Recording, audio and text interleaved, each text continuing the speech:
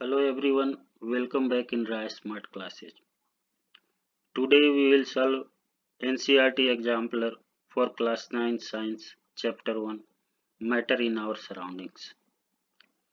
In this session we will solve short answer type questions, question number 11 to question number 16. I will try to explain each questions through PowerPoint presentation in English and Hindi mix to understand you easily. At the end of each slide, hold a slide for a minute so that you can write down the answers of each questions for offline revision and practice.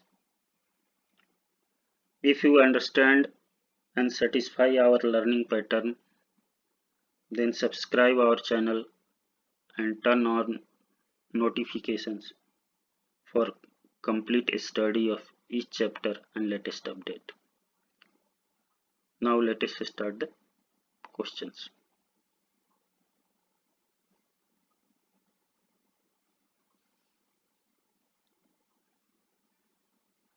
Question number 11।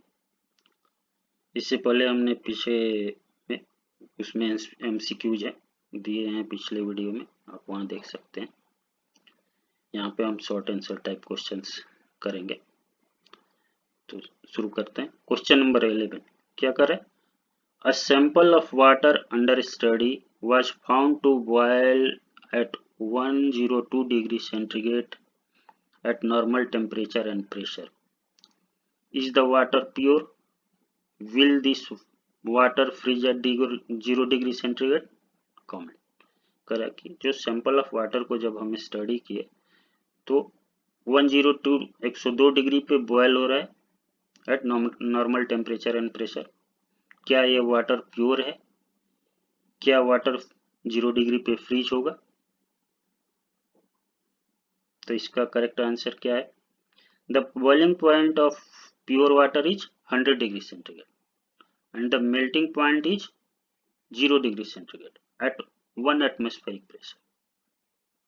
Here the water boil at 102 degree centigrade, hence it is not pure water and freeze at temperature below 0 degree centigrade. क्योंकि water की जो boiling point कितना होता है pure water की 100 degree centigrade और जो freeze होने का है 0 डिग्री सेंटीग्रेड एट 1 एटमॉस्फेरिक है। जबकि हमें क्या हो रहा है 102 डिग्री पे हमने जो वाटर स्टडी किया उस पे नॉर्मल टेम्परेचर प्रेशर पे बॉयल हो रहा है। दैट मीन्स कि वाटर प्योर नहीं है, और वाटर प्योर नहीं है तो ये जो फ्रीज होगा वो बिलो 0 डिग्री सेंटीग्रेड पे फ्रीज होगा।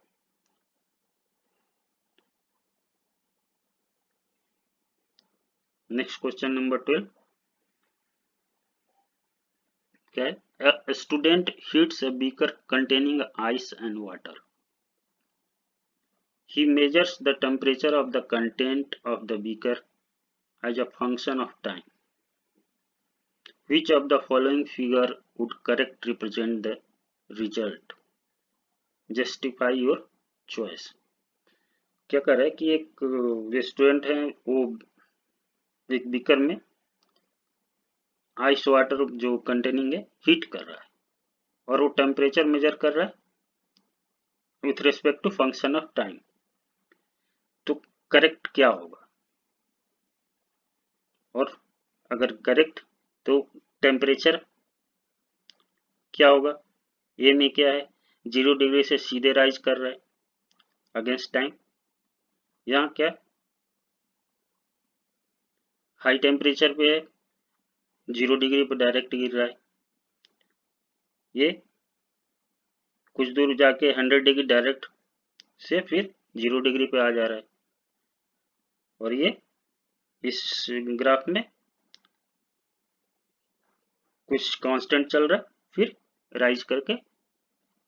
तो जो करेक्ट ग्राफ क्या आएगा जब आइस और वाटर को वो करेंगे तो करेक्ट ग्राफ आएगा पहले डी, क्योंकि आइस क्या होगा, आइस जब वाटर में कन्वर्ट होगा तो उस टाइम टेम्परेचर राइज नहीं होगा। क्यों? Due to latent heat of fusion. जब वो होता है तो क्या होगा उस टाइम वो टेम्परेचर मेजर नहीं करेगा, कुछ देर बाद वो राइज होगा। जैसे नेक्स्ट स्लाइड में देखते, because at the start of the experiment temperature of the would be zero as water and ice will be in equilibrium। क्या होगा जब वाटर और आइस इक्विलिब्रियम में? when student start heating initially latent heat will be utilized। जब वो initial start करेगा तो latent heat utilise होगा to melt the ice, ice को मेल्ट करने के लिए। उस टाइम क्या होगा, टेम्परेचर रिकॉर्ड नहीं होगा, hence the temperature did not increase for certain amount of time, कुछ टाइम तक टेम्परेचर इंक्रीज नहीं होगा। When student heat the mixture further the temperature of the water increasing gradually. जैसे कि इस ग्राफ में जब हम वो कर रहे हैं तो क्या है, कुछ टाइम तक टेम्परेचर कांस्टेंट है, क्योंकि जब तक आइस मेल्ट होगा, जब वो मेल्ट हो जाएगा तो जब वाटर, तब धीरे धीरे ग्रेजुअली टेम्परेचर इंक्रीज होता है। That is the correct answer.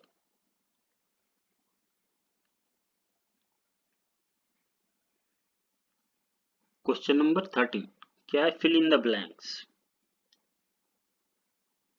ये क्या है, evaporation of a liquid at room temperature leads to a cooling effect. अगर क्या कर रहा है कि इवोपरेशन किसी लिक्विड का एट रूम टेम्परेचर, जब लिक्विड का होगा तो आपको क्या कूलिंग का एहसास होगा, that is a cooling effect. B at room temperature the force of attraction between the particles of solids substance are stronger than those which exist in the gaseous state। अगर room temperature पे जो force of attraction between particles of solid substance का क्या होगा, बहुत ज्यादा होगा, किससे, दोज, जब वो गैसियस स्टेट में एग्जिस्ट करेगा उससे बहुत ज्यादा होगा। Next C, the arrangement of particles is less ordered in the liquid state, however there is no order in the gaseous state। जो पार्टिकल की अरेंजमेंट होती है लिक्विड स्टेट में लेस कंपैक्ट नहीं होता है, इंटरमॉलिक्यूलर फोर्स ऑफ अट्रैक्शन कम होता है कंपेयर टू सॉलिड्स, और वहीं गैस में क्या होता है, बिल्कुल ही नहीं होता है, नो कोई ऑर्डर नहीं होता है, रैंडमली मूव करते हैं।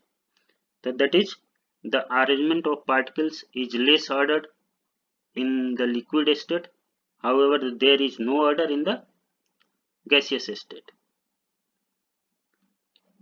D क्या आएगा, sublimation is the change of solid state directly to vapor state without going through the liquid state।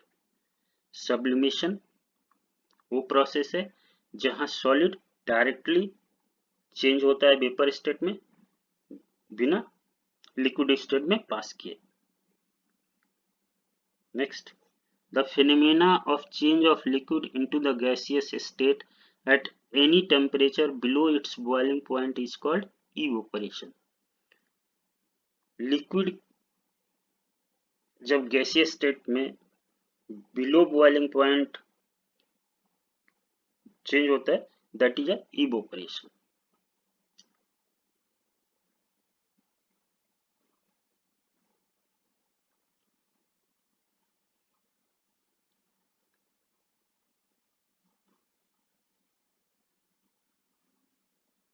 Next slide पे बढ़ते हैं। Match the physical quantities given in column A to their SI units given in column B.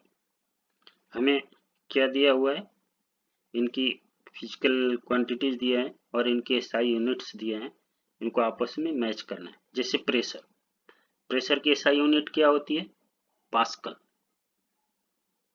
That is pascal denoted by P.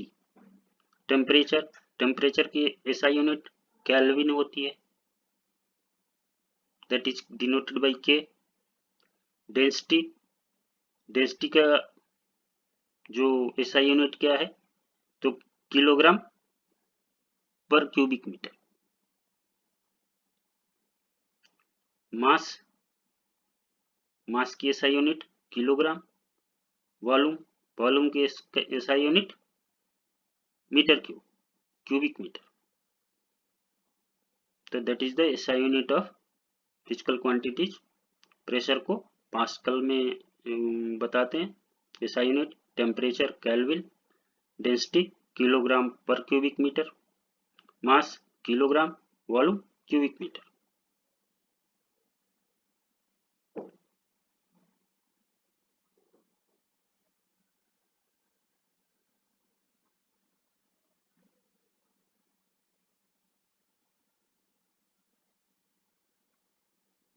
Next question पे बढ़ते हैं। Question number 15, the non-SI and SI units of some physical quantities are given in column A and column B respectively. Match the units belonging to the same physical quantities. हमें दो column में non SI और SI unit दोनों दिए हुए हैं physical quantities का, हमें दोनों को आपस में मैच करना है। जैसे डिग्री सेल्सियस, डिग्री सेल्सियस क्या है? Non SI unit. इसका क्या है? टेम्परेचर का क्या होता है? Kelvin SI unit. तो डिग्री सेल्सियस और kelvin. Centimetre, centimetre non SI unit, और ये मीटर एसआई यूनिट। लेंथ का ग्राम पर सेंटीमीटर क्यूब, ये किलोग्राम पर centimetre cube, unit of density. Bar pascal, unit of pressure. Milligram क्या होगा? Kilogram, unit of mass. Milligram क्या है? Non SI unit of mass है, इसका SI unit kilogram.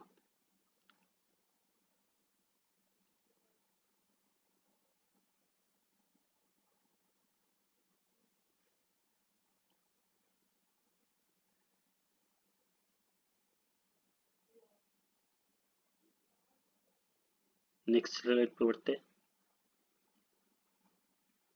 Question number 16, osmosis is a special kind of diffusion. Comment. क्या कर रहा है? ऑस्मोसिस एक तरह का डिफ्यूजन है, इसके बारे में आप कुछ बताइए। तो डिफ्यूजन क्या होता है? Diffusion in liquid and gases is the movement of particles from high concentration to low concentration. जो डिफ्यूजन होता है वो डिफ्यूजन किस में? लिक्विड और गैस में होता है। उसमें क्या होता है?